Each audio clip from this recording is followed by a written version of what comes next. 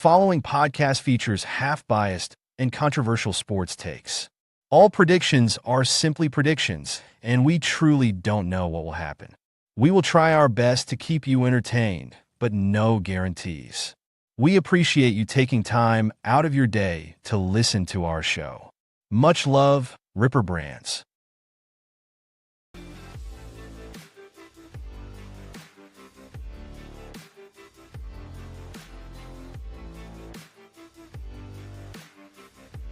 All right. Welcome to the River Podcast, episode 64 of the show. Also, we're getting up there in numbers. We got a super fun one today.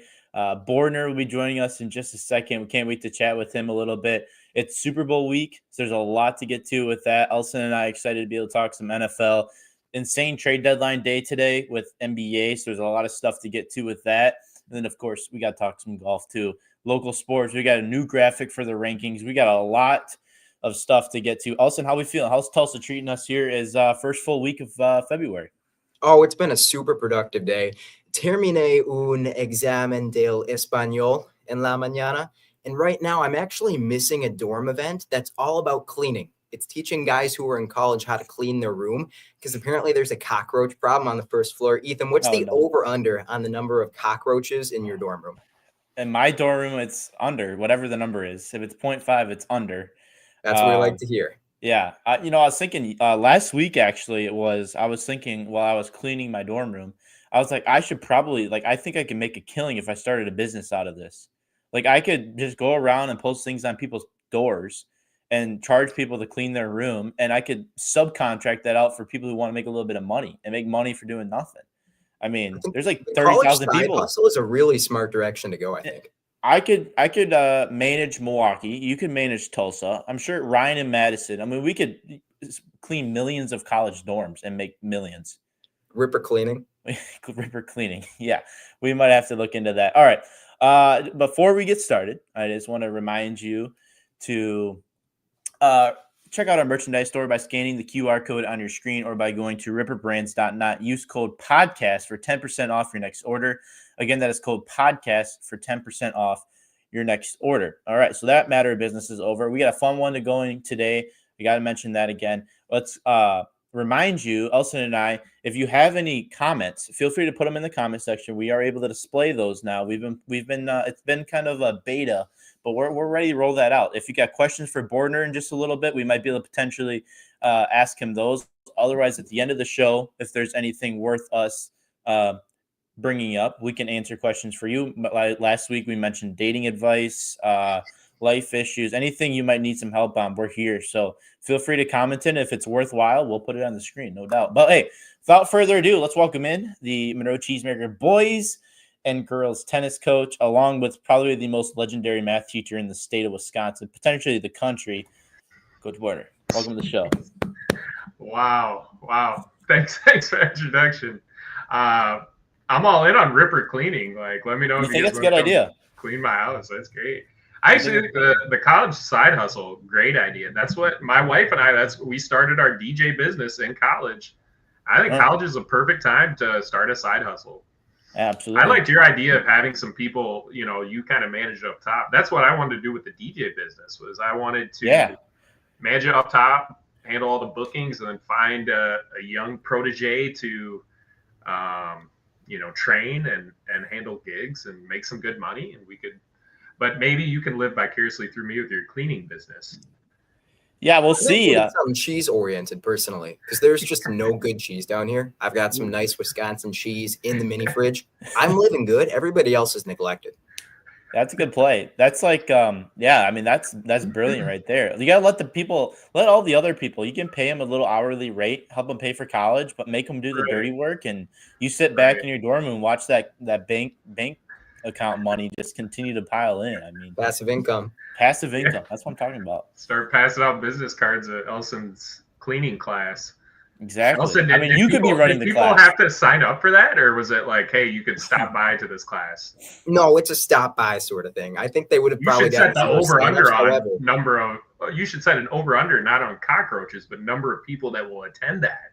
There is a draw. There is a draw. They're debuting a new vacuum And that means a lot because we've got like 5 vacuums that you can rent out, and all of them blow more crap onto the floor than they actually suck up. So I'm excited. I'm going to be renting that thing out tomorrow and taking care of my room. That's crazy.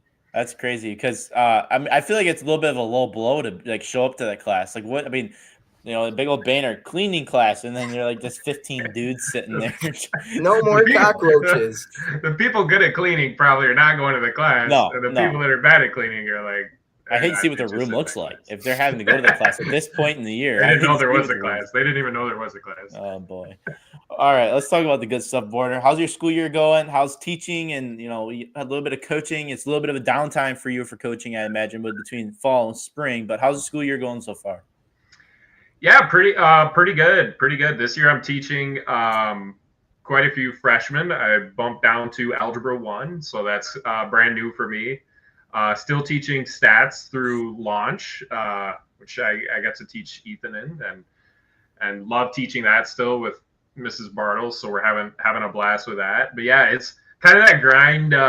College is kind of nice with that winter break, how it eats up a bunch of January. Yeah. So high school is a little bit more of that grind through. Feels good to flip the calendar to February, but overall, all in all, pretty good. Also, so Algebra 1, like every time I use long division, I have to look up how to do it. It feels like I got to relearn it. Did you have to relearn a lot of stuff for that, or is it all just kind of up here as a math teacher?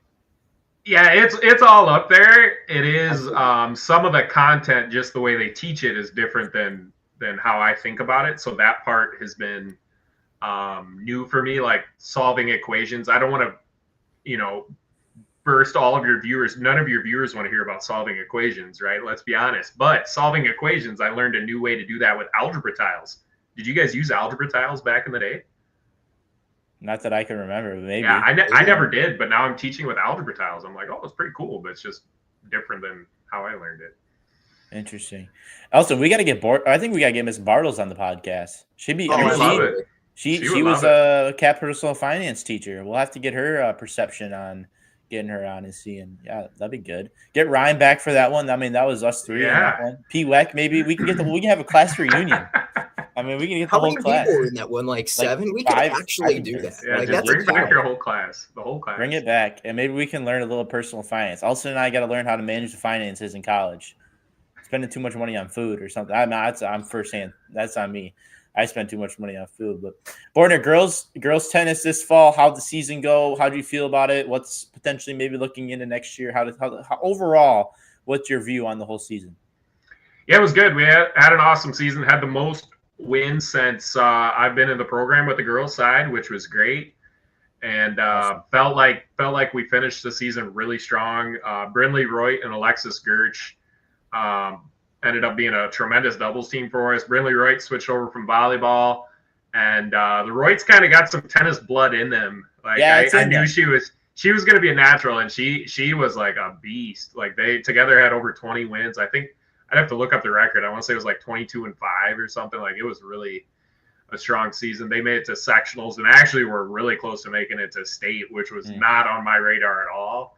So that was really cool. And I think a bunch of underclassmen that kind of stepped up, and I think the girls team has gotten to the point where like I could feel the boys program getting ready to take the step, and then it was like, all right, now the boys team is really good, and I feel like the girls team did that step that they needed to take, and now they'll be in a position to, if they can continue working hard in the off season, I think they'll be good for a while.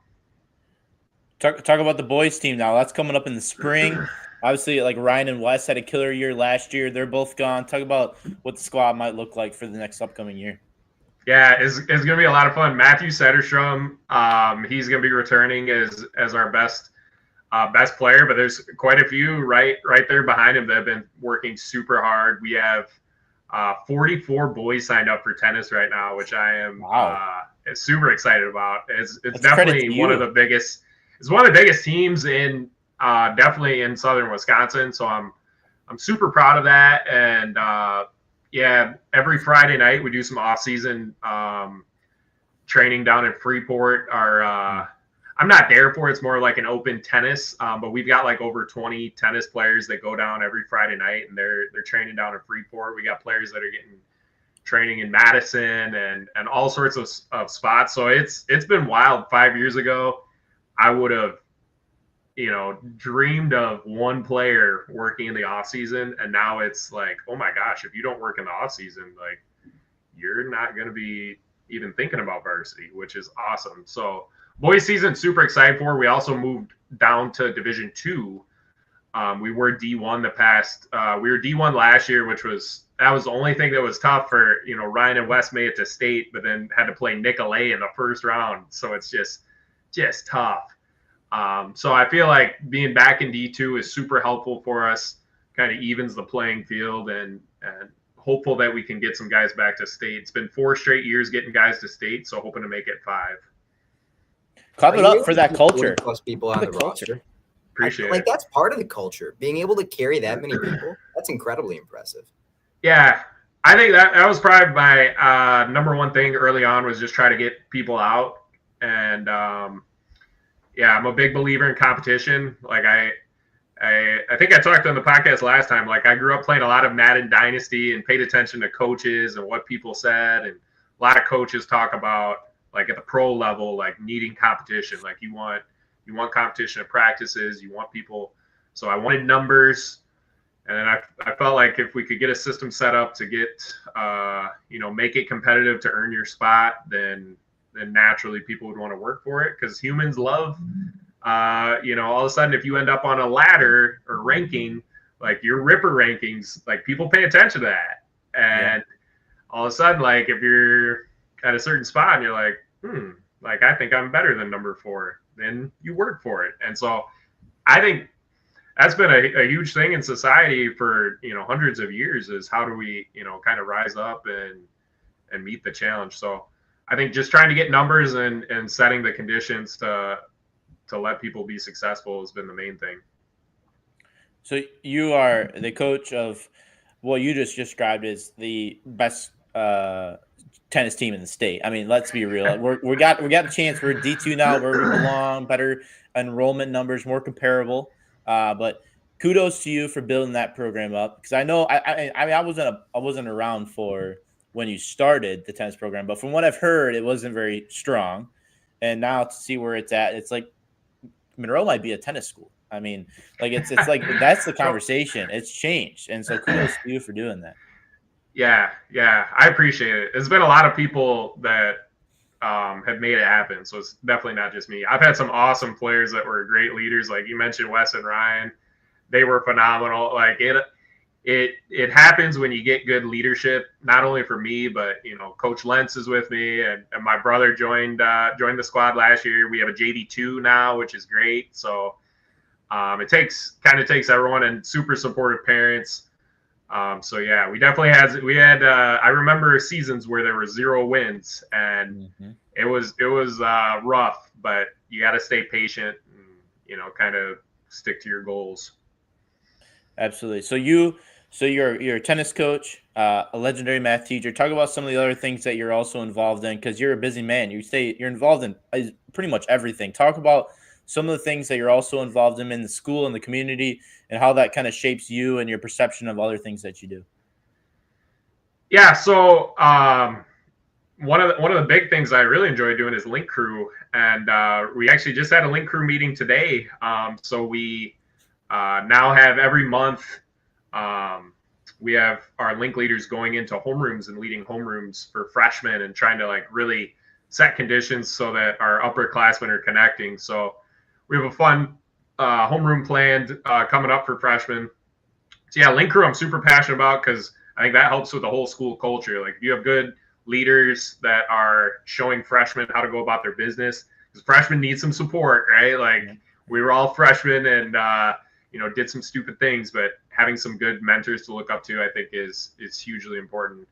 But yeah, outside of that, I honestly feel like I've stepped away a little bit from some of my other duties. Having a kid now definitely kind of tamed me a little bit. I say no to a few more things. But yeah, definitely also the other big thing I'm getting really excited about is just the new school, and kind of being involved in some of that planning and some leadership teams at school. So just kind of that excitement of We've got a lot going on at the high school with different systems, grading systems, and all these kind of big picture ideas. And our hope is with the new school, we can get all of these things to kind of align and then just continue to take a big step forward as a high school. Let's talk about that new school a little bit. Let's talk about we were fortunate enough to talk to Jubek a little bit. We talked for a very, very long time and got a lot of really good insights on the athletic facilities that will be at the new school. We mentioned an expanded tennis facility, multiple more courts. I know that's a big thing at the current high school. Hopefully being able to have everything at the high school instead of having to be at a park and some at the high school. So what are the new tennis facilities looking like? We'll start there. I cannot wait. It's going to be amazing. We're planned for 8 tennis courts, which puts us kind of at the standard. I've been to so many tennis courts in Wisconsin, and we are probably the only, I would say the only school that I've seen that doesn't have 7 or 8 tennis courts in one location. So it is tough. Like our varsity matches, I don't know if everyone in the community always understands this, but during a varsity match, I only get to see half of my team because half of my team is playing at Rec Park and the other half is playing at high school. So I actually don't even get to coach my whole team, which is like unbelievable. Yeah, it's insane. Like I'm on the phone talking with Coach Lentz, getting updates on the match and then, funneling what to say through a phone. So that I cannot wait to be excited to host home matches again, because it is like, I honestly almost prefer away matches just because it's easier for me to coach.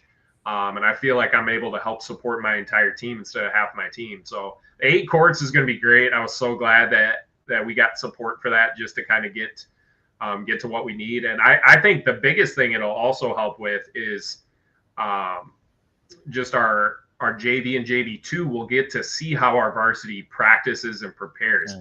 I think that's going to be massive because we've tried to find ways to get, you got a Ryan Matheson, you got a Wes Saunders, but when you're practicing at a different site every day, like how do you get your underclassmen to connect with them so they can, you can learn so much from other people and watching how they go about their business. So I think this will help so much with that. And I literally cannot wait just for the tennis courts alone, let alone everything else. I think the weight room overlooking the football field is going to be insane. I can't wait to utilize that myself, and the classrooms and just everything about it. But the tennis courts, we're looking at a bank of 4 courts and then an alley for viewing and then another bank of 4 courts.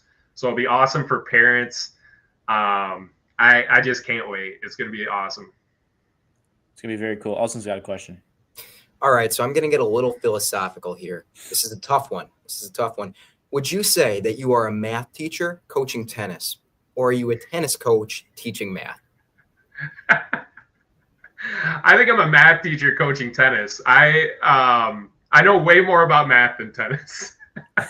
That's saying a lot. That's a good question. I still learn so much about tennis every year. Think about Elson, how long have you played baseball? Oh, 4 or 5 years. And Rosie, how long did you play baseball? Total in your life? My life, probably 10 to 12.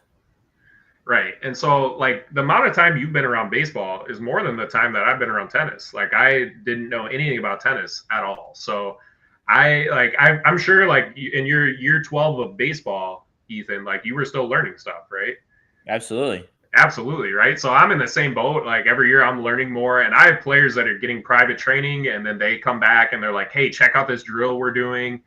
Wes is a great example. He's up at Hamlin playing, and so he's constantly sharing hey, here's drills our team is doing. So I definitely think I'm a math. That's a fun question. I think I'm a math teacher, attempting to coach tennis and having a good time doing it. So I feel like I've been super lucky just with how the cards have fallen. But yeah, the story's not over yet. We're still waiting for. That state championship's still coming. We're not done yet. The one thing, kind of 2 goals. I think the one goal that I think is within reach, probably within this year or in the near future, is a conference championship. Shout out the wrestling team. Wrestling team just got first conference championship since I think 2002 or 3. And so I think that's awesome. I am so hungry to get a conference championship. Tennis was the number 1, had the most conference championships at the school.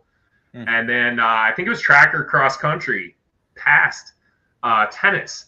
So I'm super competitive. So when I saw, the banners in the gym and, we were even, and then all of a sudden, boom, one more for track cross country. I'm pretty hungry for that. So I'm excited to take the next step. We got to figure out how to beat East Troy. East Troy has a dynasty over there in tennis, but we'll figure it out. We'll crack the code eventually.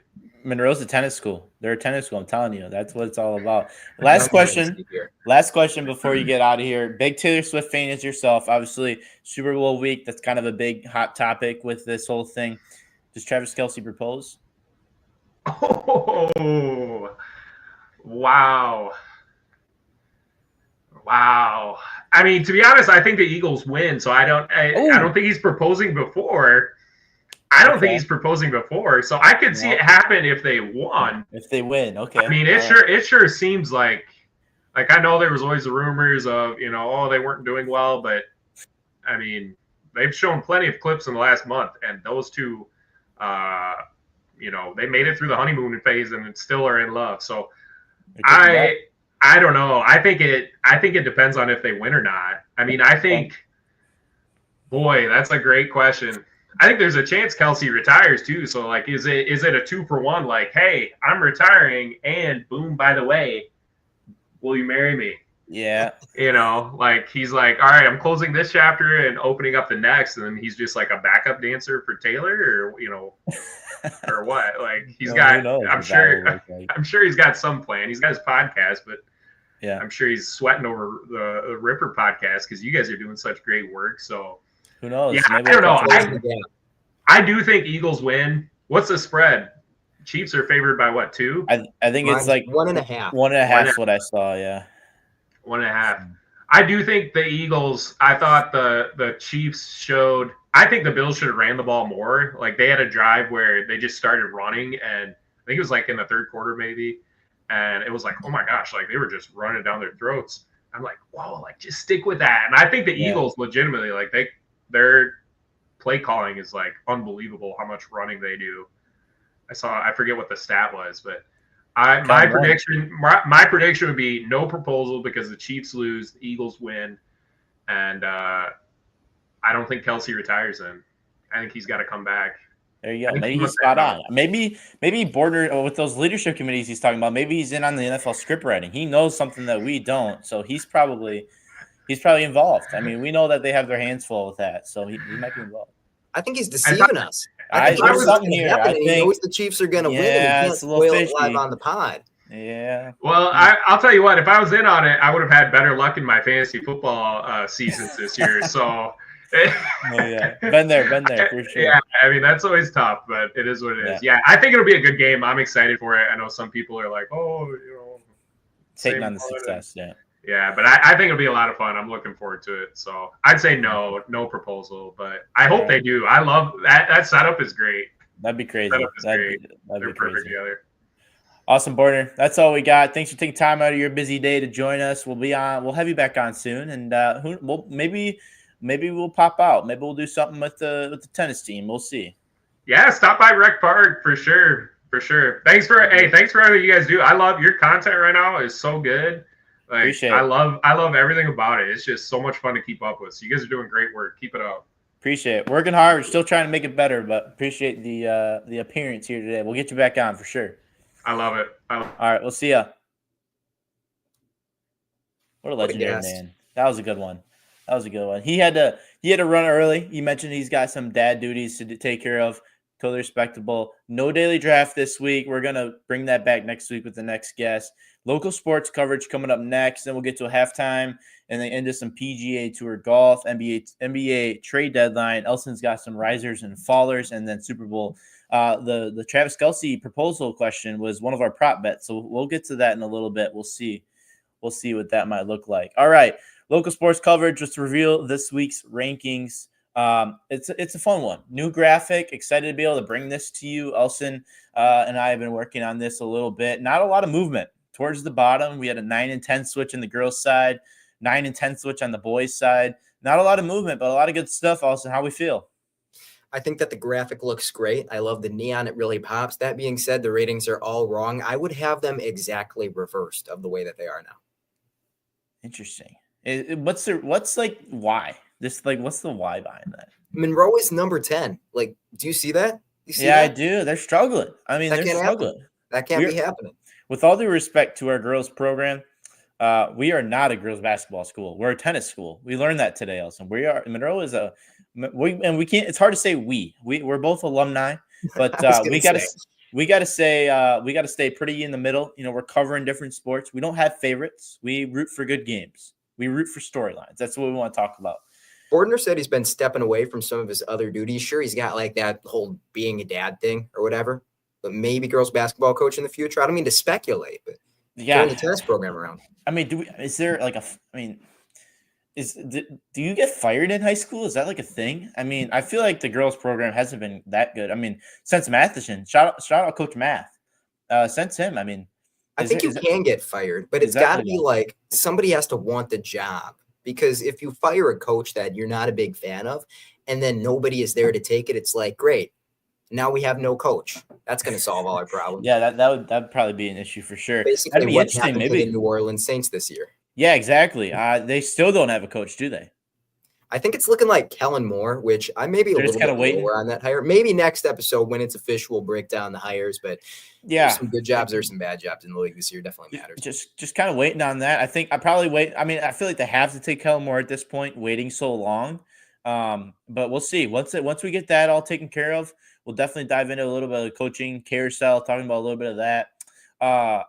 Excited to be able to get into the draft stuff. Post Super Bowl, the next couple of weeks, the draft will be full fledged in Green Bay this year. Austin, are you planning on it? You'll probably be in Tulsa. That sucks. You'll be in Tulsa. Oh man, I really want to go. It would be sick.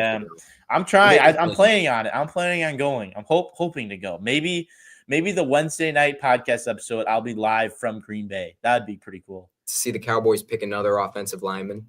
Ashton Genty, dude. Come on. With Ashton Genty still on the board. Ashton Genty, and we're going to trade for Cooper Kupp. That's a lock. And sign Stephon Diggs in free agency with the best offense coordinator since Ben Johnson. Watch out. I don't think so. I went through Brian Schottenheimer's coaching history. I don't think he's been a part of a single good offense. He was with the Seahawks at the end of the Russ era where they were just kind of okay. He was at Georgia for one of their worst years ever. I think he was part of like a couple of okay Dolphins offenses. He has like a track record of being like a 3 out of 10, and now he's a head coach. Yeah, we'll see. I mean, it's hard to knock the guy until I was kind of skeptical until I heard his press conference and listening to him talk. I really like him. So we'll see. Hopeful. There's a lot of optimism. I mean, new head coach. I think hopefully we get the run game going again. If we do get Genty, I think like that 2016 vibe will hopefully maybe be back a little bit. I know Dak won't be like rookie season, but he's better than he was in his rookie season. But in Ashton Genty, if we're running the ball a lot, I would love to see that play action pass. Dak's honestly one of the better play action passers in the league that we just don't do it for whatever reason. So excited to be able to see what that looks like. But we're going to talk a little bit NFL later. We got a little sidetracked there. We got some games to preview here. We got 3 games each, boys and girls. But let's start with the big boy in the girls game, 1v2. This is a rematch. We got 1v2, Albany Monticello, Peck Argyle. This is a big-time game. And Albany Monticello currently undefeated, as you saw in the rankings, but they beat Peck Argyle earlier in the year. One of the 2 losses for Peck Argyle. Looking for a little revenge. Did they get it done?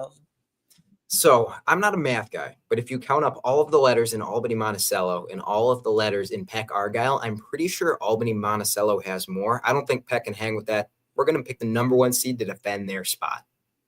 Yeah, I'm going to go with them as well. I think last time this matchup happened, Elson got caught in the crossfire. Maybe he learned his lesson there by going with a little bit of alphabetical theory.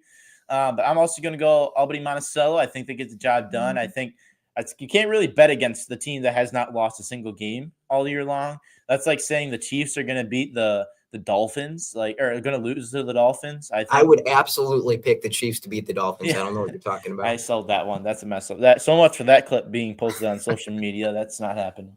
But no, I think Albany Monticello gets the job done, no doubt. 5v9, Blackhawk taking on Judah. Judah just took over the Cheesemakers as not the worst team in the area. Blackhawk.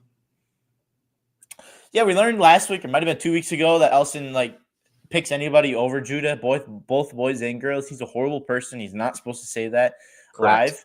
But I'm also going to go Blackhawk. Blackhawk is a girls basketball school other than football, and so I will go with Blackhawk. I think they got a good story program, and if anybody's playing judo, I'll take the other team. I'm kidding.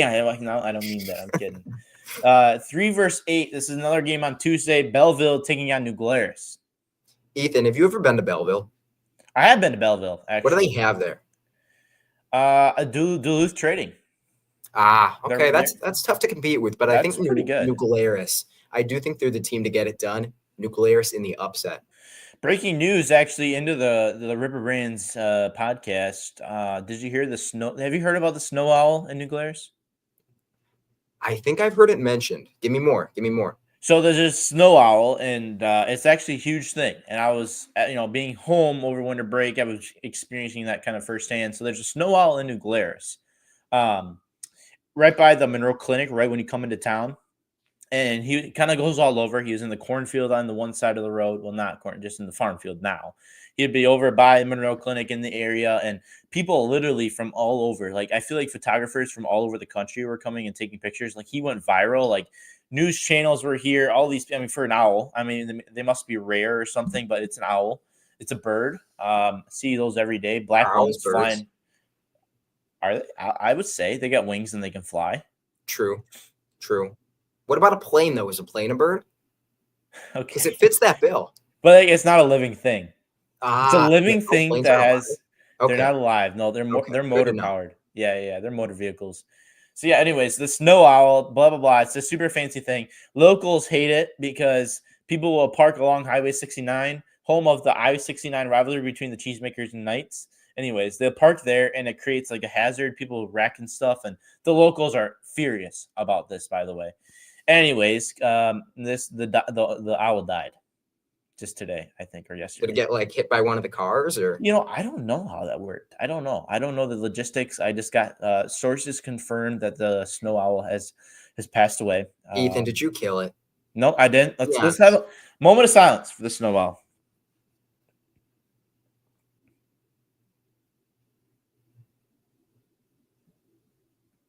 Thank you. That was like 2 moments. Moment of silence. So this is something I learned. We're getting pretty sidetracked today, which is okay. That's all right. Yeah, it happens. I learned this. I believe we talked about Miss Bartles, wanting to have her on the program. We'll have to do that sometime coming up soon. But Bartles actually, with the Veterans Day program back in high school, the moment of silence is a lot longer than you think. And I actually think the moment of silence in that particular event was a lot longer than normal, but it was like, I think it might have been a minute. It was for sure 30 seconds, but it might have been a minute. What I did right there was like 10 seconds. We're going all the way off the rails here because a moment is actually a unit of time. I want to find out exactly how long it is. How long is a moment? Oh boy. It comes from like medieval times or something. It's 90 seconds. A medieval moment corresponded to 90 seconds. So that would explain it. So, okay, we'll sit here for a minute and a half for silence for the snow owl. Let me set my timer. Everybody can take a bathroom break and then come back.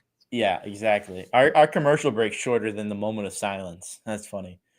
There you go. So, yes, rest in peace to the snow owl. I'm not sure if there hasn't been a lot of snow, so maybe there's not been enough snow to survive on. I'm not sure the correlation. If the snow owl could just survive till Saturday, supposedly we got a couple inches coming. So just survived a couple more days, there'd been a lot of food on the ground. If that's I don't know what the whole snow owl deal is.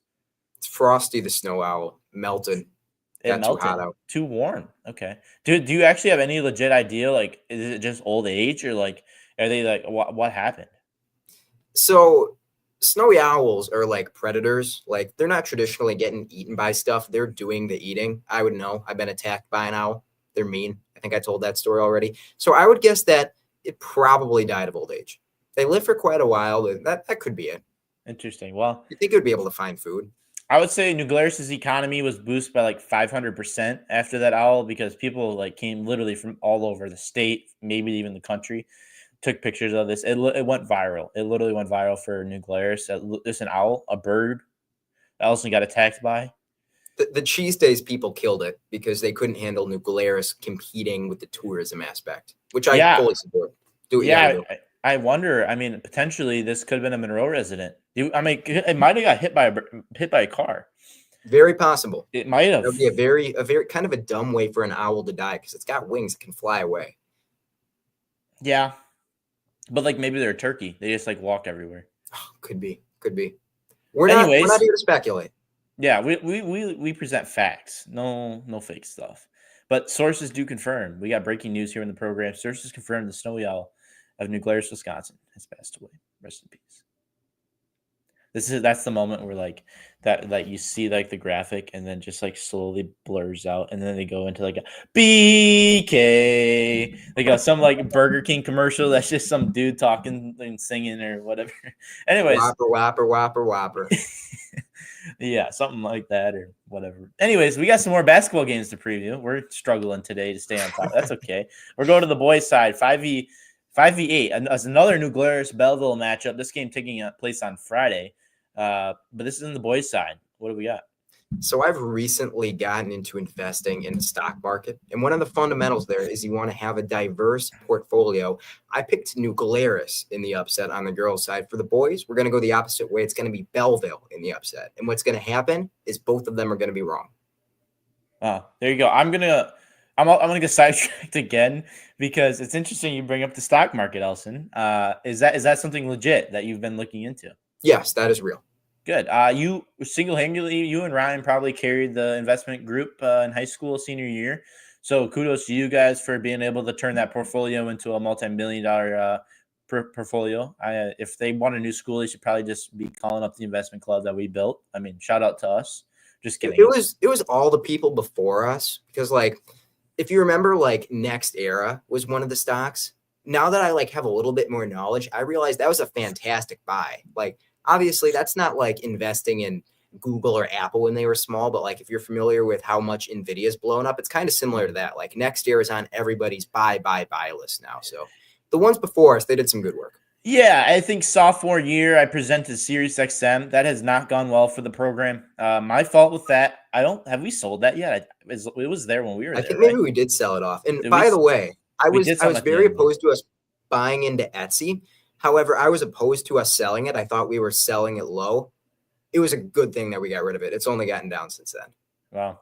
Yeah, interesting you bring that up, though, because for a Christmas gift I got, my parents got me a book on investing, and they gave me a little this is a tough situation. They gave me $100 and said, start this off. I don't want to say a little bit of money and people be like, oh, $10,000, you rich small kid. Loan. Or like $20. Like, what are you going to do with $20? You know, like $100, I'll be transparent. So they gave me $100 in the book and they said, read the book. And because I talked about wanting to start investing, but not being super knowledgeable. All I know is what I've learned in our group, in the club. But so I've been reading this book, and I usually will read like a chapter before I go to bed every night. It's by, I forget the guy's name, but it's like an anniversary. He's read books before. He's a big time investor.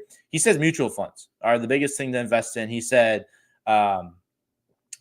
purchase those, the quiet ones, the not big turnover, not a lot of fees, not managed by someone, just one that owns a lot of stocks, is pretty quiet, and just let it go.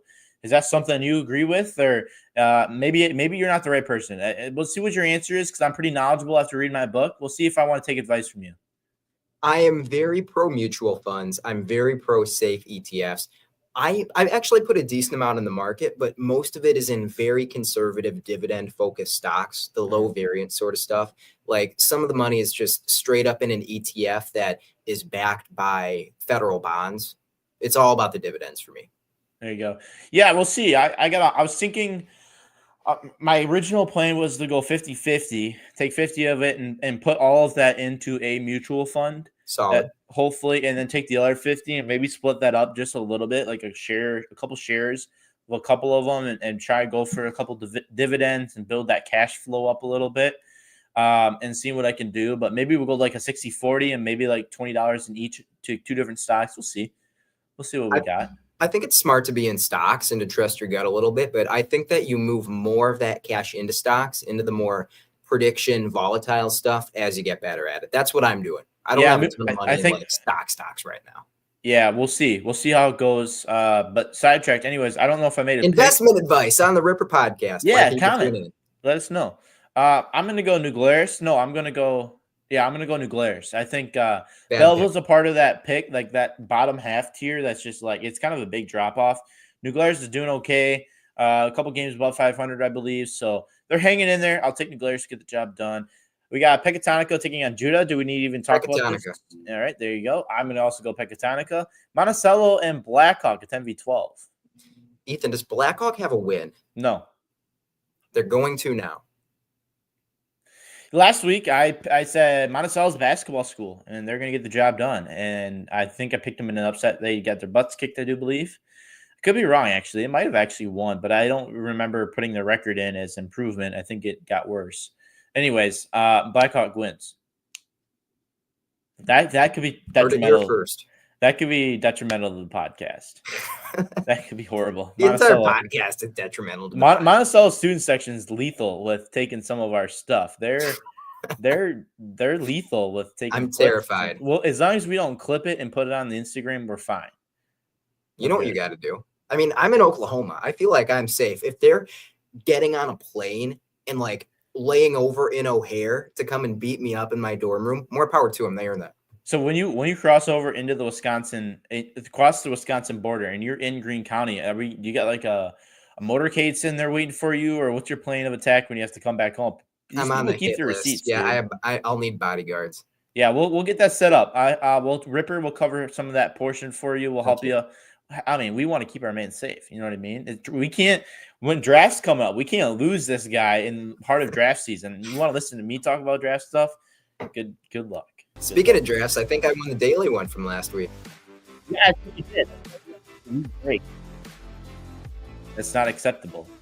There you go. Ripper Podcast, episode 64. We're going to get to a commercial break. This is what we call halftime. We're trying to roll that out a little bit, but halftime is here. We're going to get into some national sports, PGA Tour, NFL, NBA on the other side. Elson Gratz, Ethan Rosenstill, don't go anywhere. What up, y'all? Just want to remind you about the best sunflower seeds in the business. Baseball and softball season is right around the corner, and we want to make sure you are well prepared. Scan the QR code on your screen and check out Smackin' Sunflower Seeds. Get yourself some of the best seeds in the business. Do it now so you don't forget. Are you a fan of Grant Horvat or Ben Kruper? If so, you are in luck. Scan the QR code or head over to primalgolfapparel.com and use code RIPPER for 15% off your next order. Make sure you check them out and get yourself some of their high-quality golf apparel now. The following podcast features half-biased and controversial sports takes. All predictions are simply predictions, and we truly don't know what will happen. We will try our best to keep you entertained, but no guarantees. We appreciate you taking time out of your day to listen to our show. Much love, Ripper Brands.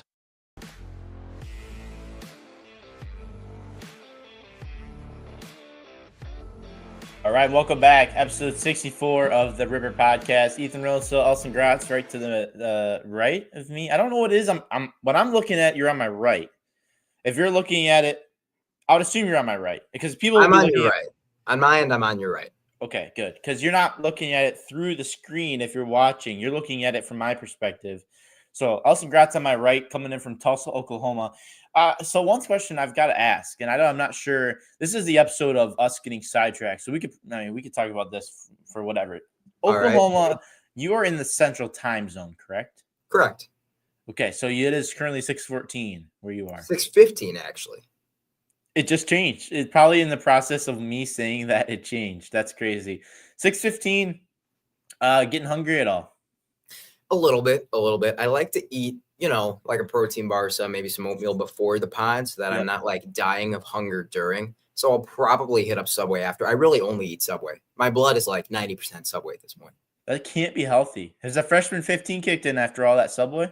15 pounds of muscle? Absolutely. Okay, there you go. Yeah, Wednesdays for me are like the one day I actually like don't have a class over typical lunch hour. So I'm able to eat a normal traditional lunch, and then I do like to grab this like a little snack when I get back to the room prior to the podcast. I just got done with about a 2-hour history of architecture lecture from a teacher I do not want to listen to. So tough one. I mean, that course, it just continues to get worse and worse. I mean, that's college right there. I mean, that's stereotypical college class. Just our discussion before, 2-hour lecture of history, just pure history. I know what you mean. I'm not going to name names, but I have a class just like that here, and it's not easy. It's not easy to sit through. Sometimes working on the graphics, doing some write-ups, doing some scouting, it helps. There's things. It's a study hall. It's a study hall a little bit. There's things that you can kind of get done, and you still listen a little bit. If there's the professor has a weird structure where Miss Bartles, I mean, she's getting shout outs left and right in the podcast today. But Miss Bartles always said, like, the slide etiquette for your slideshows, it's, crisp, right? Yeah, my professor literally uses like the smallest text and has one line a slide. And it's like, I can't read that person. And sucks. You can't even read. I'm like squinting, like, what does that say? Like, I feel like I'm 50 years old and I'm like in the middle of the lecture hall. Like, I'm not even in the way back. So I can't imagine what they're doing.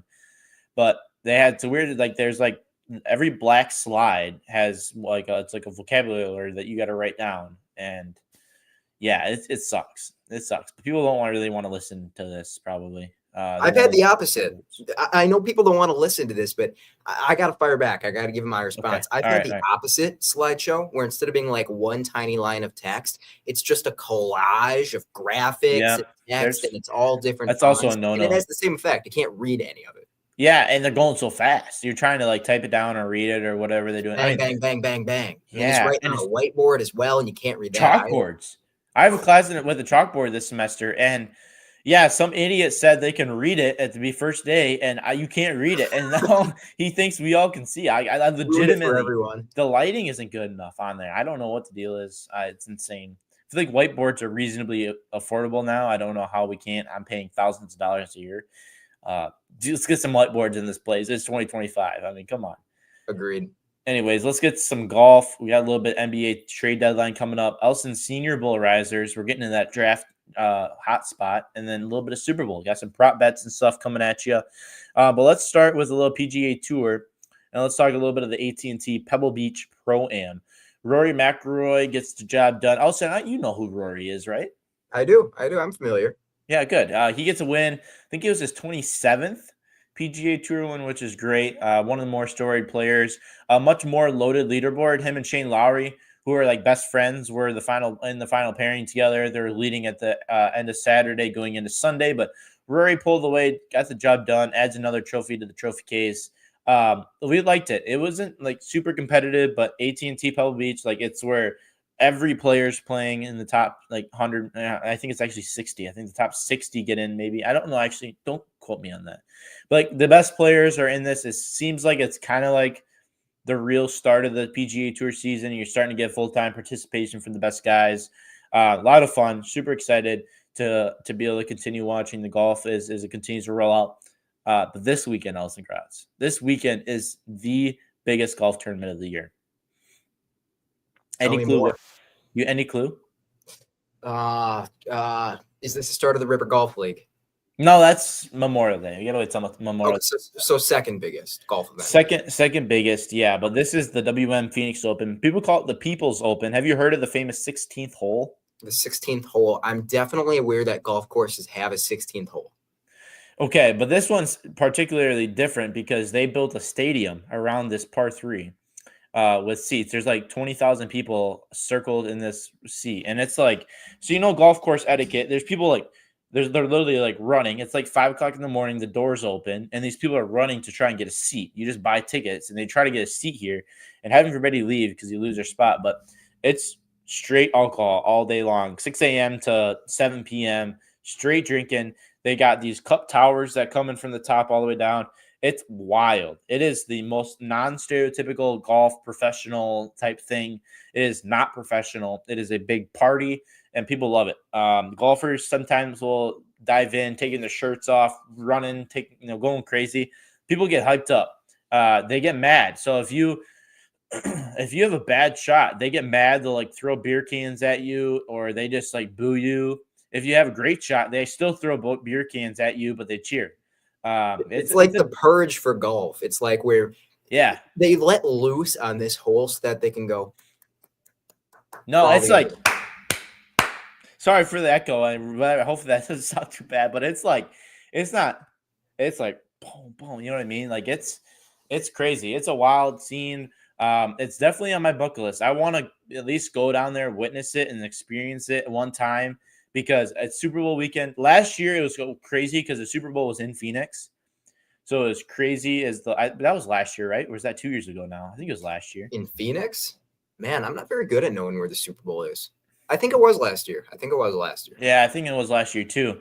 But that was really wild because that tournament's always Super Bowl weekend. So big time tournament. But hey, big time tournament coming up. That means we got some fantasy golf, Allison Gratz. Let's bring that baby up onto the screen. Fantasy golf.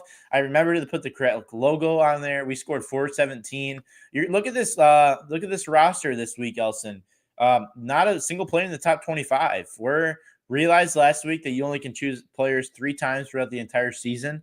So we're trying to scale back. We're taking some more hot shots. We're going to be lucky to break 100 points this week. I swear you made the rank in the top right corner smaller. Like it's in smaller text now. Oh boy. Can you confirm that?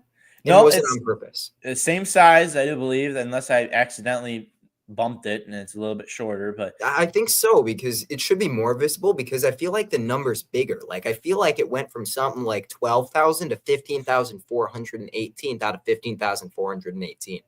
I don't know, just interesting. It was 16,000 something last time.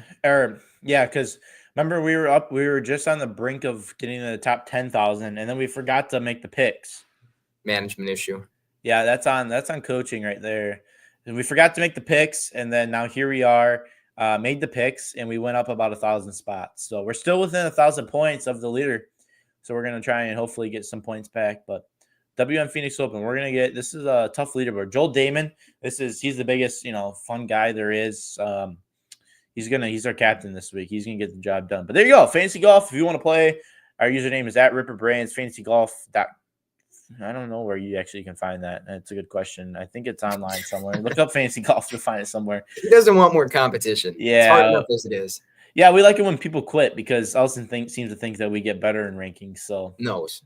He knows. Okay. All right.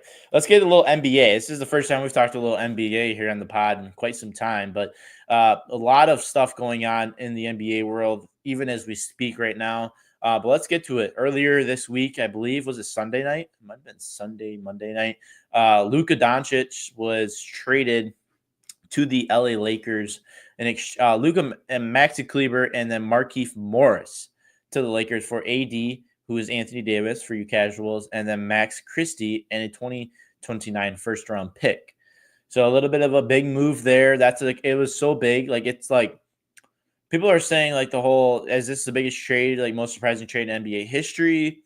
People legitimately thought Shams, who's the NBA insider for ESPN, his account was hacked. I thought it was. I was playing with my cousins when that rumor came out. We're like, oh my God, that whole thing. And I was like, yeah, he got hacked. It's just not a typical post, but he came out and confirmed that it's real. And Luka Doncic is in LA. So I'm not a huge NBA guy, and I was actually scrolling through my YouTube feed, and I see Luka Doncic traded for, AD and a first-round pick. And I get a lot of The Onion. Are you familiar with The Onion, what that is? Heard of it. I'm not a huge consumer. Satire news source from Wisconsin. It's intentional, funny, fake news. Yeah. And my first instinct was okay, check the source. And I see it's some NBA YouTuber I never heard of, and it's okay, clickbait. It's speculation. And I scroll down 3 more videos in my feed, and I get another post about it, and it's wow, this is real. I'm not an NBA guy, and that's how absurd this move felt to me. It's like if Josh Allen got traded in football. It's exactly. I think Dan Orlovsky made that. I was going to bring that up literally now. That is the exact combination of Josh Allen being traded for Dak Prescott. Dan Orlovsky said that. I was like, you know what? AD, a little bit an older player 30, 31, still a really solid player, but getting traded. And here's the young Josh Allen. People thought he was untouchable, but here he is getting traded. I think that's the perfect analogy. It hits a little bit closer home. Let's do it. Send the papers in. Let's make the trade happen. But, crazy trade. Crazy to even think that's even possible. Like you mentioned, we're not big NBA guys. Don't talk about it a lot on the podcast. But see something like that happen, I've followed the sport enough to say, wow, that's a massive trade. Well, and what makes it weirder is what they got back. Like, to a casual fan, this looks absolutely terrible. You get an aging vet who's really, really good, but without Luka, I don't think that they're going to be competitive. And you get a future first-round pick that's probably not going to be a particularly strong first-round pick. I mean, like, Luka is a game changer. Like, he is a franchise cornerstone and then some. And they talked about how, like, they didn't shop him much because I don't think they wanted the fans to know that they were shopping Luka Doncic, and he didn't expect it. He didn't know it was going down. It just doesn't make any sense. Like, what are we doing here? It's questionable for sure. I think when you look at the Mavs, they're still a solid team. They still got Kyrie. They got some other pieces around. They're very deep. Is something I saw. They're very deep. So they got potential. I think they're still. I would assume they'll be still pretty solid. When you got Kyrie and AD, I mean that's pretty good. But I think just imagine what potentially the offers might have been for Luka if they would have shopped. I know like you mentioned they didn't want Luka to know. They really didn't want the fans to know. But imagine if they would have shopped. Just imagine that. I mean that would have been. I mean, they could have got some massive hauls coming back for something for like him. I've heard that salary is a big consideration here, and that kind of makes even less sense to me because it's a capped salary. Like, you can pay a guy supermax, which obviously Luka is worth, and that's it. And they screwed him over because now he's on his second team and he can't get a supermax. So the Lakers are going to be even better. This just feels like several layers of bad to me.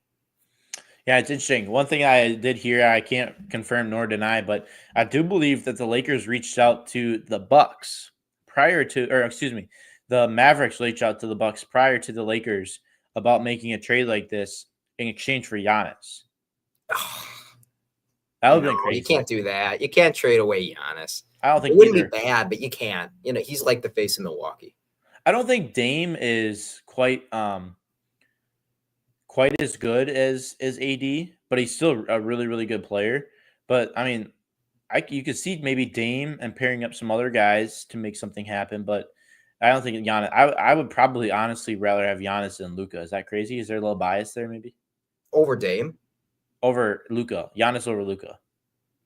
I think I would too. You know, obviously they're different players, but they're both franchise cornerstones. They're guys who alter the way that you play basketball. They're putting you in title contention every season. Stick with the guy who's been in Milwaukee for like the past 6 or 7 seasons. The guy who's won an MVP with the Bucks. I don't see why you would move off of him.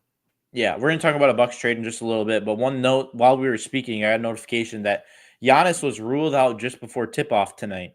Sometimes when you see that today, I believe tonight's trade deadline, if not tomorrow. I think it's I don't remember. It might be tonight. I think it's tonight or tomorrow. But when you see a guy just kind of randomly pulled from the lineup right before tip-off, that's a little concerning. And I know Giannis' name was kind of on the market, talked about. Like, I don't know who they would trade for him for, but a little concern. Let's not make much of it, but just a little concern. The entire roster is day-to-day, which we'll get into when we talk about them moving Chris Middleton. Yeah, you want to do? Let's just jump right there right now. Chris Middleton traded from the Bucks to the Wizards in exchange for Kyle Kuzma. Word on the street is us Buck fans do not like him. That trade, we don't appreciate the trade. That's just what I've heard. What do you think, Elson? Middleton's getting up there in age. He's been a real injury issue, and Chris Middleton is a player that I love. I mean, he's fun to watch, and there's something about a player who creates good shots and is awesome from the free throw line that I just really appreciate. I kind of hate the NBA culture of like pull up for a contested three and hope that you make it. I've always really liked how Chris Middleton plays. I don't mind this move. I think it was time to move off of him. And I think we got a decent return back. I think it's a pick swap in the future, first rounder. Yeah. Not going to be a big deal. Should be, relatively comparable. I know the Bucks are a good team. But we also get their 2025 second. I think this is fair, and I think the Bucks need to get younger. Yeah, I think so too. I think this is one in that particular position. They need to get younger. Rumor has it like Kuzma's. I don't know. I don't know much about him. I think it starts. He's fine. Yeah, but he's like. I don't know. I think Chris Middleton, he's a guy, he's not playing back-to-backs. He is getting up there in age. He's had some injury issues. That's why he's not playing back-to-backs. I just think there's issues there that just potentially are resolved by trading for someone younger. And it's not like we gave up Chris Middleton as a small forward to get better at center. We got better at that specific position, so we're not giving something up to get better somewhere else. We're giving something up to get better at that specific place. And so I respect it. We'll see how it turns out. saw something that it potentially frees the Bucks up to make other moves. So we'll see if that's a potential something that comes down the line. But with that being said, it allows them to open up and be a little bit more flexible in some movement. Other guys the Bucks talked about trading. I've heard Bobby's name being shopped around. I really hope Bobby doesn't go anywhere, but Brook Lopez I could totally see going. Pat Connaughton's a guy I've heard they like want to trade. So we'll see. Giannis potentially. He got ruled out before tip. Who knows? But yeah, we'll see. We'll see what this looks like, and if the trade deadline adds anything else to the Bucks roster. Chris Middleton playing a career low in minutes, and all those guys you talked about trading. Outside of maybe Pat Connaughton, they've all been injury issues. Like, I know that Brook Lopez is day-to-day right now. Get up there in age. About Giannis, Bobby Porter is out.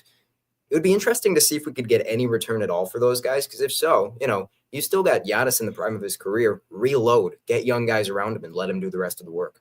Yeah, I'd be interested to see what we can do. Last couple of years haven't been the Bucks favorable, haven't been exactly what we wanted, but who knows? Another big trade, though. Spurs picked up De'Aaron Fox, and they had added Jordan McLaughlin. How do you even say that? McLaughlin, I think. There you go. A guy. I know he's a guy who plays basketball. I think maybe he's a forward of sorts or other. This is a trade I think that was pretty predicted. A lot of people mentioned this pair up with him and Wemby. So De'Aaron Fox and Wemby in San Antonio. This is something a lot of people kind of talked about, was like, yeah, it's probably going to happen. It's been in the talks for quite some time. Fox wants to go to Spurs. Wemby wants Fox, kind of like a mutual type thing. And they get the job done. I think this is a good signing. That's kind of a fun combo. I feel like that's what the NBA is kind of all about. It's all about the big man guard combos. And then if you can add another guy in there and have a three-headed monster, you're in good shape. There's nothing not to like about this move. Like you mentioned, De'Aaron Fox essentially handpicked this destination. Yeah. And then you've got your distributor and your shooter in De'Aaron Fox, and then Wemby, who owns the paint but can still shoot from the outside. They're going to be really dangerous next year, I think. Averaging 25 points a game, De'Aaron Fox is really solid acquisition. Yeah, as a part of that, I do believe Zach LaVine moves over to the Kings as well. Sidney Sissoko? We're struggling today with these names. Couple first rounders, couple second rounders. I had to put them in the agenda because they got moved. Like, they're part of it. We got to give them a shout out on the name. It's Fox and LaVine in the picks. Yeah, absolutely. That's the big names. The Bulls did get themselves in there. They added a couple players, a couple first round. It's all the cap stuff, but it's always fun to see that third team that just seems like they got no part about being involved, but they find a way to do it. Like, there's something about who was the Jazz. The Jazz were involved in the Luka trade. And their GM said he didn't even realize that they were helping the Lakers get a Luka until like half an hour before it happened. And at that point, it was too late. I think I did that to you and Freddie in fantasy football one year. 3-team trade. Yeah, probably. And you didn't know that you were helping me build a super team, I remember. I think what happened is you wouldn't accept it as part of a 3-team trade because you looked at the roster and was like, Elson's going to be too good and he's going to win the championship, which I did. But then I just went ahead and made 2 separate trades with both of you. And then this year I didn't win the league. I got burned on the trade I made with Wes. What goes around comes around. I suppose. That's just elite GM management by Elson Gratz right there. As always. Yeah, so there you go. That's our NBA trade deadline coverage. We'll see if anything happened. I've been trying to check my phone. I don't believe anything else has went on. Well, no, those are just the big moves. There have been like 8 or 9 moves this season. It's been a very active deadline.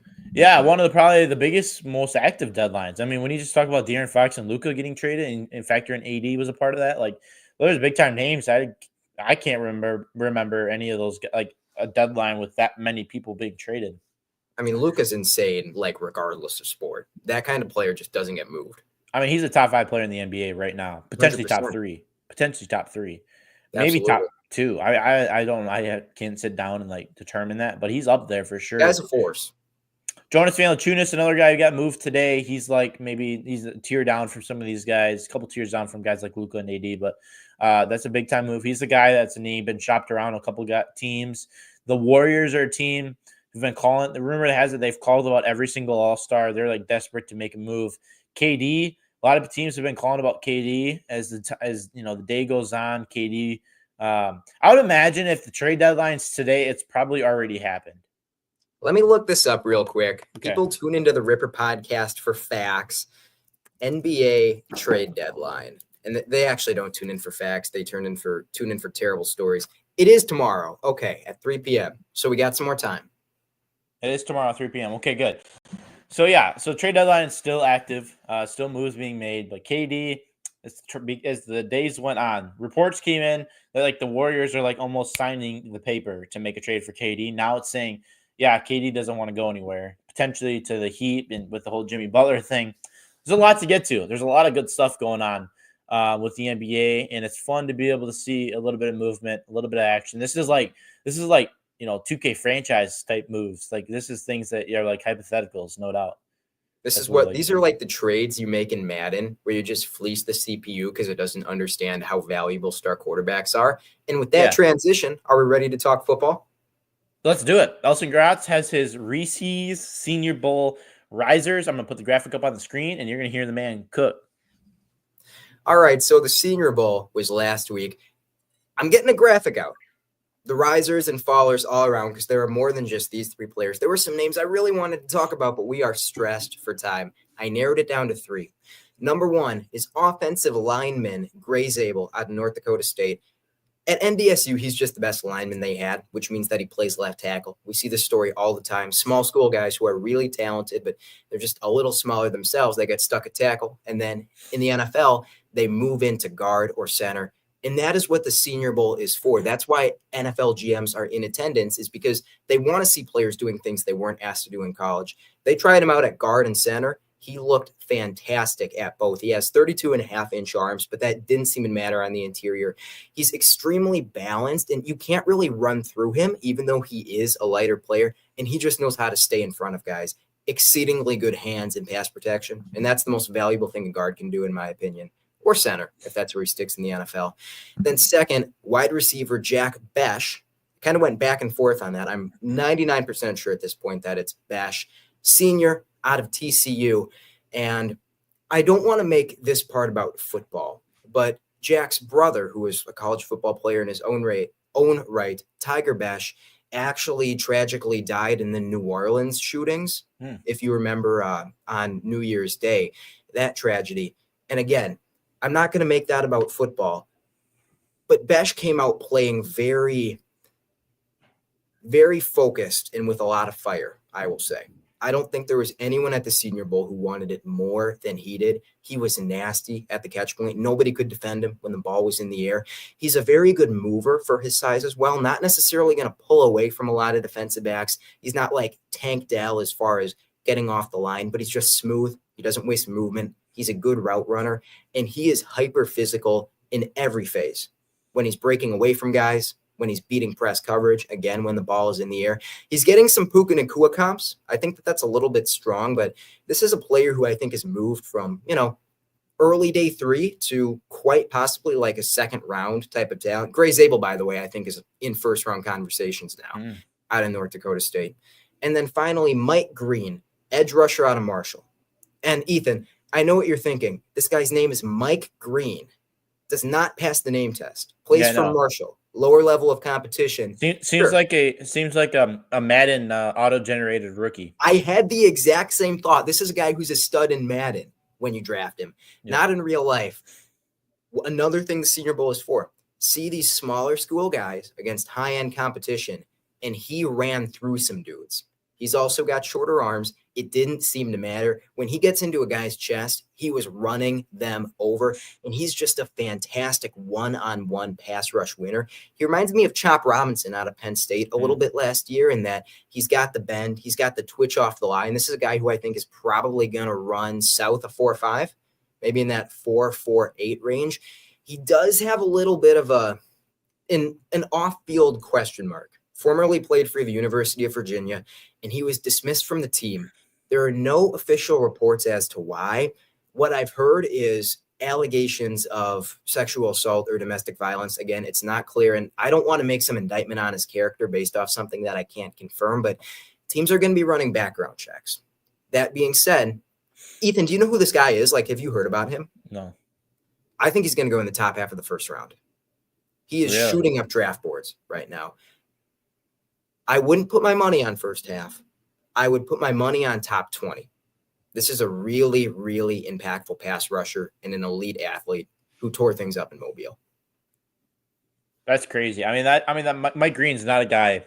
No, I haven't heard of any of those three guys, to be honest. And like Mike Green is an offensive lineman at best. He's not like some fast edge rusher. No way. Yeah, for sure. He's a long snapper. Long snapper is great. Yeah, exactly.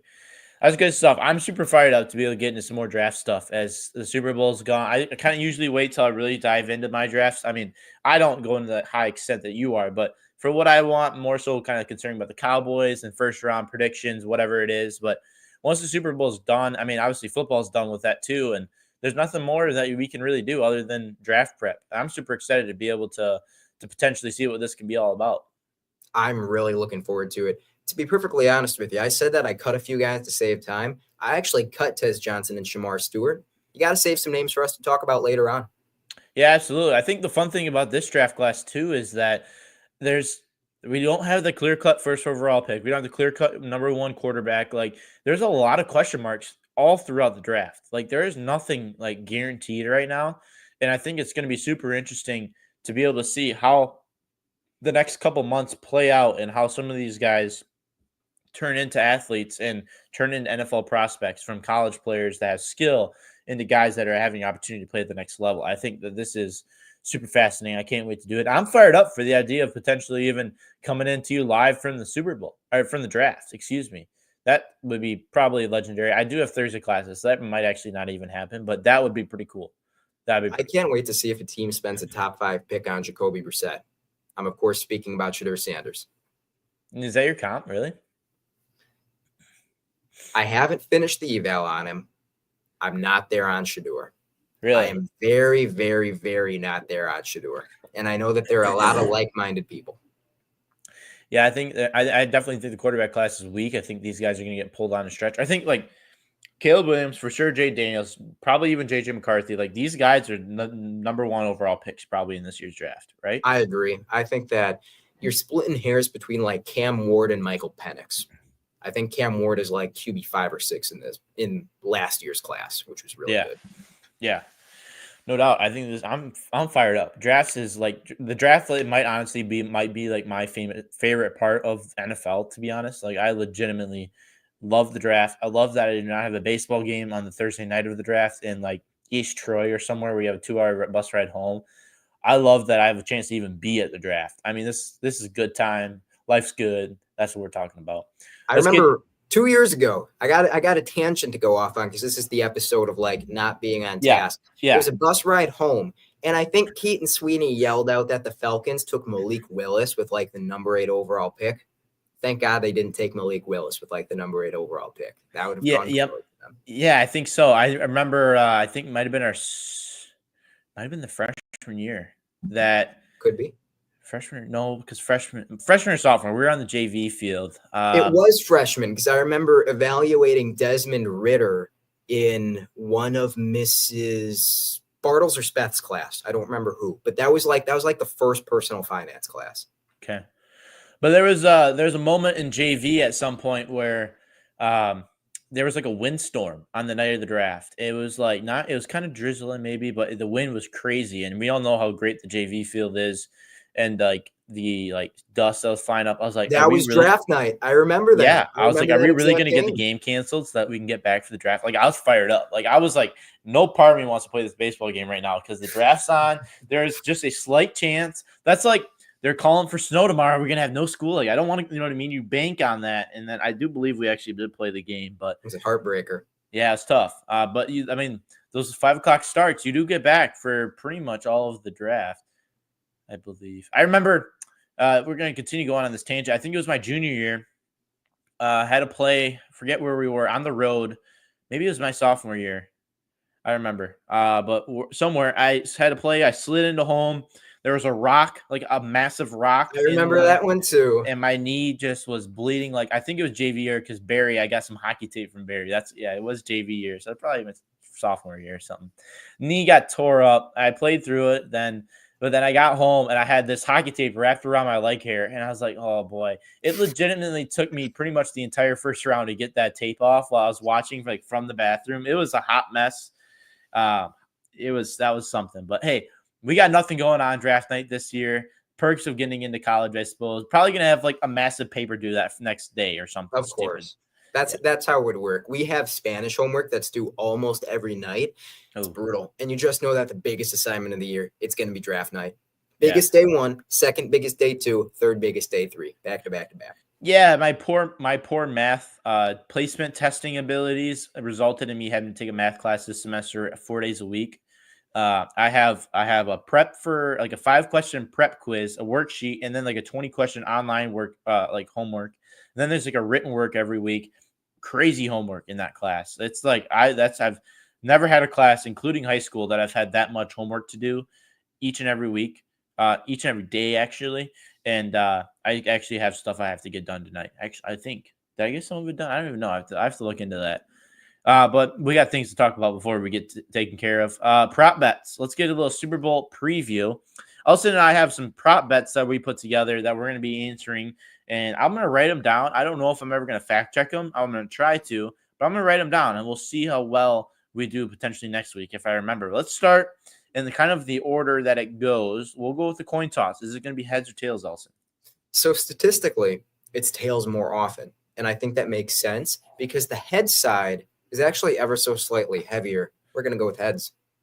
No, we're going to go with tails. Why would I say that? We're picking tails. Tails never fails. Elson's going tails. I'll go with heads. That's usually what I pick in the daily draft, and it doesn't always work out for me, but I'm feeling good. But usually script writers do go tails in this one. National anthem length over under 121 seconds. Over would just be suffering. Like, let us get to the football. We're going to take under. So when I was looking these prop bets up, they had a little description. Supposedly the person performing the national anthem is most likely going to be playing the piano during this. And that is a hence of it being an over. Piano players like to draw it out a little bit. So I will take the over. Hopefully it's like honky tonk piano. Like they're just speeding through that. Just cooking. Yeah, maybe. Will the first play of the game be a run or a pass? I don't think that this would actually be weighted evenly, like on the actual betting sites. I bet it would be something like, yeah, it probably like run minus 110-ish, because obviously the Eagles want to run the football, and the Chiefs are kind of a run, and then either pass on third down or have Patrick Mahomes scramble for like a foot more than you need to move the chains. I'm going to go with run. I think this is tough because if I was the head coach, I would run the first play of the Super Bowl. I think it's kind of set the tone. Yeah, it's a tone setter, easy like first play type thing. But if it's the Chiefs, if the Chiefs get it, I think they're gonna win. They're gonna pass. If the Eagles have it, I think they're gonna run. But I'm gonna go also. I'll go. You know, we're on a little bit of a train here where we're going opposites. I'll continue that. I'll go pass. I could see a play action. Yeah, a little play action. Sometimes to get the early jitters out, you got to do a little easy, simple pass, a little dump off to the tight end type situation. I like it. All right, Gatorade color. This is one that Elson picked last week as a part of his daily draft. I do have the favorites here for you. So purple is the betting favorite, and then it's yellow. Most common, I believe. Okay, it's yellow/green. So interesting there. I guess. Oh, yeah, I mean, Gatorade's green flavor isn't super popular. Their yellow is really popular. So I'd probably just say yellow with that. Blue is the next, then orange, then red/pink, and then last is clear or water. So, Psychics NFL is purple and black. Black is one of my favorite colors. I personally want to pick black. They dump crude oil over Andy Reid or Nick Sirianni. We're going to go with blue. We're going to represent. All right, you're going blue. All right. Yeah, for whatever reason, I think purple seems legit. I'm going to go orange. I think orange has an opportunity to be successful. Win a lot of money if it hits. Yeah, clear. So Gatorade has a white. You know what I mean? They have a white color. Does that count as a part of the clear? Arctic Frost? You would think it must, right? Like white isn't an option. I think Arctic Frost is more likely than it is to be water, right? Yeah, I mean, that's what I would probably be betting on, to be honest. I don't know. We'll see. All right, this is the question we asked Bordner early on in the show. Will Travis Kelce propose to Taylor Swift? My prediction is going to be that Travis Kelce has 0 receptions for 0 yards and 0 touchdowns, and Taylor Swift breaks up with him.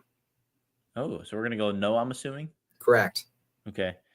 So Bordner did bring up a good point. Like, is the outcome of the game is that or is the proposal dependent on the outcome of the game? Like, is that like if they lose, is he still going to propose, or if like is this something planned, or is this even legit? Like, I don't even know. Do we I think? I think mean, or is this like win or lose? This is happening. I think it's bad optics if they lose and then he proposes because it's just not going to get the same spotlight. It's not going to be quite as smooth. I think that if there is going to be a proposal, they both know ahead of time so that they can put on the right face and wear the right outfit and do everything correctly. And I think there's probably an agreement if the Chiefs win, yes. Like if they're going to do it, it'll be if the Chiefs win. If the Chiefs don't win, I don't see it happening. Yeah. This is one I'm gonna stick with you. I think this is too much of like a hypothetical. This is too exotic. I think that there's just I mean, if they did that, I mean the whole world will probably blow up. You know what I mean? Like so many people would hate it because they hate the Chiefs, they hate Taylor Swift, they probably hate the Kelseys. So many people like be like, oh my god, Travis Kelce, Taylor Swift, like pop culture, and the paparazzis would be on the field, like it's the whole thing. I think Football it's would no longer be about football. no, it's too radical. It's too radical. That's something I don't even. I mean, yeah, like you said, the scriptwriters won't like it because it's not even focusing on football. Yeah, for sure. All right, kind of piggy banking off of that. And actually, hang on, I got to make a quick adjustment to the Calling an audible. we're calling an audible here to the banner. Who will get more screen time, Jason Kelce or Taylor Swift? I wrote Travis Kelce, not Jason. Taylor Swift or Jason Kelce? Taylor Swift. I mean, it would be an awesome storyline if, say, Cam Jurgens goes down and Jason Kelce puts on the uniform, returns to the football field for the Eagles. That being said, it's going to be Taylor Swift, right? Like, we know this. So I'm going to take a hot take. I'm going to say that it's going to be Jason Kelce. Okay. Here's why. It's going to be like a landslide, too. ESPN has the NFL countdown that'll be in New Orleans for the Super Bowl. And I know that's not a part of the thing, but he's going to be on TV for that. But Jason Kelce will be in the same suite as Taylor Swift. And so every time that Taylor Swift's on the camera, on screen, Jason Kelce will also be on screen because they can't just like zoom super far in on one person. They just show the entire suite. You always see like Caitlin Clark or Kelsey's mom. Like there are people around him that you can see too. Jason Kelsey's always going to be there. He's going to be chugging beers like he always does. Probably no shirt on like he always does. I think Jason Kelce is going to beat Taylor Swift. You know what, folks? Forget all the stock market and investing advice. This is how you make money. Absolutely. Prop bets. I'm telling you. I've placed. Not financial advice. I want to make that clear. Not financial advice. One of those was very radical. It was on the Notre Dame National Championship game, and I placed like it was like a 7-leg parlay. And it was like if Notre Dame wins, all of these probably should hit, and they lost. I think only like 2 of them hit. And it was dead by the first drive. It was dead by the first drive, actually. Yeah. So, so with that being said, that was one of them. I would have won a couple $1,000 if that would have been a really good night. National championship and a couple $1,000. Sign me up. It was worth a shot, but I'm 0-for-3 on my bets. Not very good. Not very good. Last one. What's your prediction? Who wins the game? I think that the Eagles win it because I think that on their way to the Super Bowl, I think the Eagles are the best competition that the Chiefs have faced. I've kind of been on the Bills are overrated train. I think that the Bills were a really, really good football team, but the Eagles just don't really have a weakness. I think that Travis Kelce is going to be eliminated more or less. The secondary for the Eagles in general is going to pose a lot of problems. And I don't think the Chiefs can run the ball either. I know that the Chiefs are fantastic at converting on third down, but if it's 3rd and 10 or 3rd and 18 following a sack the entire game, I don't think they can get it done. I think it might be a rough day for Jalen Hurts because I think that Kansas City is going to base with 3 linebackers on the field. They're going to take away Saquon Barkley, and they're going to make Jalen Hurts beat the heat. I think Spagnuolo is going to blitz him like no other game. But overall, I think things are easier for Philly. And Patrick Mahomes' devil magic can only get you so far. Eagles 24-20. Yeah, Bordner did make the prediction. I don't know if that was on air or before the show, but he did. That was on air. Was it? Okay, good. So he said the Eagles are going to win the game. Travis Kelce does not get proposed. Does not propose. Maybe what if Taylor Swift proposes to Travis Kelce? Now that's got to be like a plus 10,000 bet. Put $1 on that and retire early. The whole world will literally blow up if that happens. That would be insane. That would be something to see. That would be something to see. That would be something to see. No, I'm going to go Chiefs. I think that the Chiefs are too dominant. They're a team that has not played their football all year long. They've played scrappy. They have just not been at that top tier that we've seen the Chiefs in years past, but they find ways to get the job done. I think that is super crucial in a game like this. You got to play well to compete. We saw that with the Commanders, Eagles. The Commanders just couldn't keep up with that Eagles. I mean, they dropped 55 on them. But I just think that this is a game where the grittiness of the Chiefs, the good coaching, the good, Patrick Mahomes, he's going to come with that one big play. I mean, he's going to, it is. How do you combat that? He's going to come up with the falling down, left-handed throw for a touchdown or something in the last 2 minutes. But how do you respond? How do you potentially stop that? What is the way that you can find a way to be able to propel yourself into a position to have leverage over a weird situation like that? So I think the Chiefs find a way to get the job done. I think it's going to be a phenomenal game. And I think I have to pick the Chiefs just for the pure sanity of myself because heaven forbid the Eagles win a Super Bowl. It brings me no pleasure and no confidence to bet against the Chiefs. I can't do it. Not with the three-peat on the line. I got to put faith in what Saquon Barkley has been saying. If there's only one Eagle who wants it, it's Saquon. They're going to get him the ball, and you got to hope he breaks a big touchdown or two. The other note is I think, we've learned this in the last couple of years. When you bet against the Chiefs, like you kind of mentioned, when you bet against the Chiefs, they get you. You legitimately just can't bet against them. And I've learned my lesson that way. Clearly you have not. And so I am going to go, hey, you're going with that because you can say, oh, the Packers lost to the Super Bowl champions. There we go. That makes it sting a little less. Yeah. Did the Cowboys also lose to the Super Bowl champions? Did you beat the Eagles once this year? No. Or no? 0-2. I don't think we beat them the second time. Okay. It was a better game. Yeah, no. We didn't beat them the second time. First half, we were up, I think. So the first time we played them was the first or second game that we had Cooper Rush, and it was kind of a mess. And that was 36-3 or something. Yeah, it was just bad. And then when we played them in Philly, it was a good first half, but I think the Eagles pulled away then. I think you sent me some text you shouldn't have bet against the Cowboys again. Yeah, I probably did. Bet against the Cowboys again. Probably. I mean, it's likely. I wouldn't deny that, no doubt. I'm still pissed off you beat the Bucs, though. It's good. Good football teams do that. I mean, we tank their season. I mean, I take full credit for that. They were playing hard for McCarthy down the stretch. Surely McCarthy kept his job and they didn't fire him and promote a mediocre OC. Yeah, we'll talk about that next week. Sounds good. All right, that's all we got. Allison, any final thoughts? I don't think so. Thought it was a great episode. Had a great interview and then some great football talk. A lot of good stuff with him. Had to get out of there. He's got dad duties. We understand. But we'll get him back on. Also, we might have to show up. Maybe we'll do a live show from a tennis match. When would that be? In the spring? Spring break? I mean, probably. I mean, tennis, they were out of school a month earlier than high school. I mean, we might be able to make something work. Maybe. Make something happen. Stay tuned. There you go. Either road still. Allison Gratz to my right, by the way. We'll see you guys later. Thanks for joining us. Episode 65 coming next week. We might be talking to a Eagles fan at that time. Maybe in a couple weeks. We'll see.